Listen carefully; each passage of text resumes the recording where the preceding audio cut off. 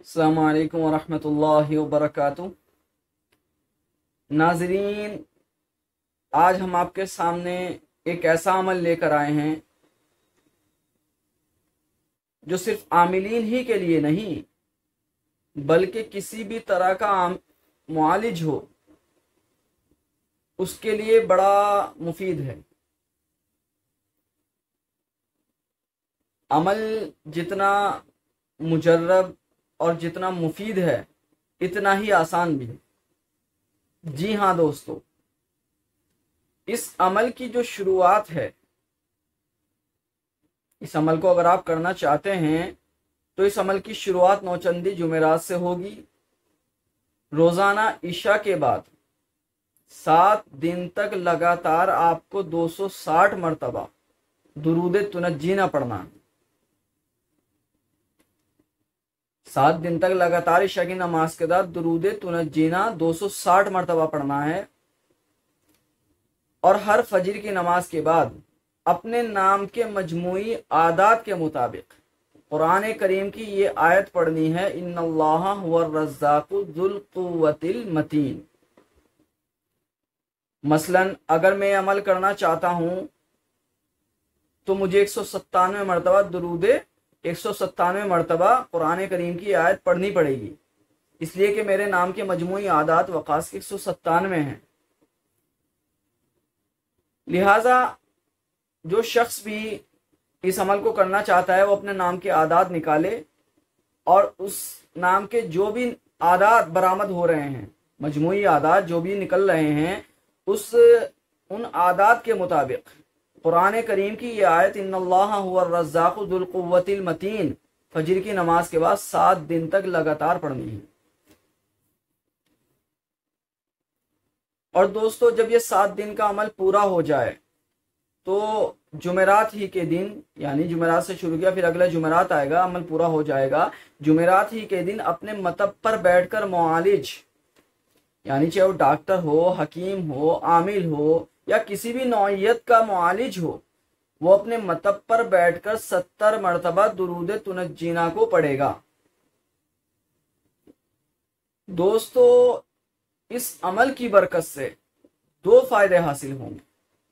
एक फायदा तो यह होगा कि मुआलिज के हाथ में जबरदस्त शिफा पैदा हो जाएगी। इंशाअल्लाह मुआलिज अपने मरीज को जो भी इलाज देगा, चाहे वो इलाज बजरिए दवा हो, इलाज बजरिए जड़ी बूटियों के साथ हो या इलाज बजरिए तावीज़ात हो, यानी किसी भी तरह का इलाज हो, जिस नौइयत का भी मुआलिज है वो अपने हिसाब से, अपने एतबार से जो इलाज दे रहा है, इंशाअल्लाह बिइज़्निल्लाह उसमें बहुत ही तासीर पैदा हो जाएगी और उसका जो मरीज होगा वो शिफायाब हो जाएगा।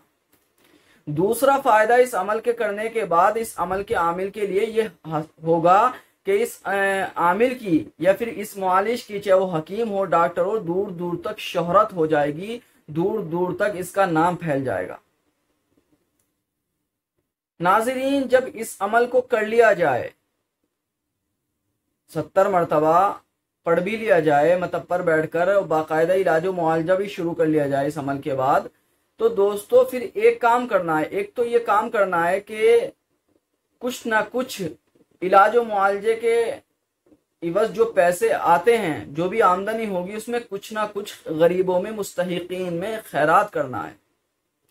ये ज़रूरी नहीं है मिसाल के तौर पर अगर आप 50,000 रुपये महीना कमा रहे हैं कि आप 10,000 रुपये दें किसी मुस्तहिक को। नहीं, जितना भी आपका दिल से हो, खुलूस के साथ, खुलूस नियत के साथ, दिल के साथ, जितना भी हो सके आप खैरात कर दें। 10 रुपये, 20 रुपये, 50 रुपये, जितनी भी आपको तौफीक हो जाए, लेकिन खैरात रोज़ाना कुछ ना कुछ करें ताकि इस अमल की तासीर बरकरार रहे।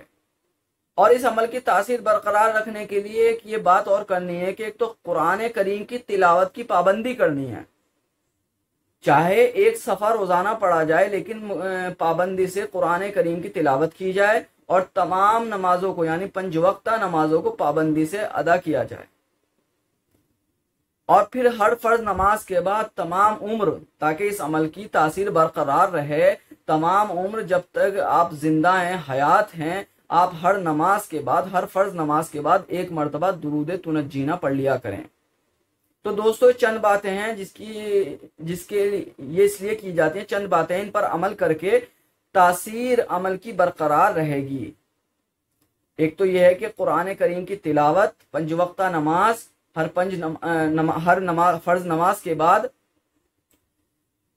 एक मरतबा दुरूद तुनज्जीना का पढ़ना और कुछ ना कुछ खैरात करना। तो दोस्तों चंद बातें हैं, आप इस पर अमल करें तो इंशाअल्लाह ताला इस अमल की तासीर बरकरार रहेगी। इस अमल को करें, आप अपने तजुर्बे में लाएं, इंशाअल्लाह बेहद फ़ायदा आपको सामने नज़र आएगा। आपके मुताल्लिकीन में, अहबाब में, रिश्तेदार में अगर कोई मुआलिज है, जो डॉक्टर हो, हकीम हो, आमिल हो, आप अपनी इस ज़रा सी